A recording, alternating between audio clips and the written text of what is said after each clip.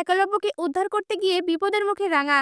কলি ধরা পড়ে যাওয়ার পরে রাঙাকে মেরে ফেলতে তার মাথায় বন্দুক ঠাকায়। বিস্তারিত জানতে ভিডিওটি সম্পূর্ণ দেখুন। পুলিশ অফিসার সত্যজিৎ ও রাঙা সেই স্বাস্থ্য কেন্দ্রে পৌঁছে যাওয়ার পরে সত্যজিৎ তার পুলিশ ফোর্সদের পুরো হসপিটালটাকে ঘিরে ফেলতে বলে। এরপর দেখা যায় পুলিশ অফিসার সত্যজিৎ ও রাঙা কিছু পুলিশ ফোর্স নিয়ে সেই হসপিটালের মধ্যে ঢোকে। কলি যখন জানতে পারে হসপিটালে পুলিশরা চলে এসেছে তখনই কলি ঘাবড়ে যায় আর একলব্যের মাথায় বন্দুক ঠেকিয়ে বলে ওঠে, তোর বউ নিশ্চয়ই এই কাজটা করেছে। এক্ষুনি আমাদেরকে এখান থেকে পালাতে হবে। কলি তার বোনকে ডাকার চেষ্টা করে কিন্তু কোনোভাবেই তার বোনকে ওঠাতে পারে না। এরপর কলি তার বোনকে রেখেই একলব্য ও দুজন গুন্ডাকে নিয়ে পালানোর চেষ্টা করে। সেই সময় রাঙা এসে কোলের মুখোমুখি দাঁড়ায় আর তীর ধনুক হাতে তার দিকে তীর তাক করে বলে ওঠে, আমার অরুণবাবুকে ছেড়ে দে, নয়তোবা এই তীর দিয়ে তোকে এফোর ওফোর করে দেবো। এই কথা শুনে কলি ভয় পায় না আর বলে ওঠে, তুমি যদি এক পাও এগোও তাহলে তোমার উড়নবাবু আর থাকবে না। এক্ষুনি তোর হাত থেকে তীরটা নামা।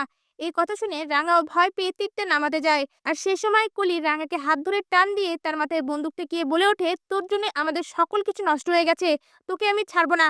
তোর জন্য আমাকে আমার বোনকে রেখে এখান থেকে পালাতে হচ্ছে, তোকে আমি মেরে এখান থেকে যাব।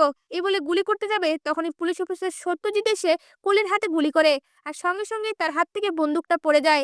এরপর দেখা যায় পুলিশ অফিসার সত্যজিৎ কলি সহ তার বোন ও দুজন গুন্ডাকে অ্যারেস্ট করে ফেলে।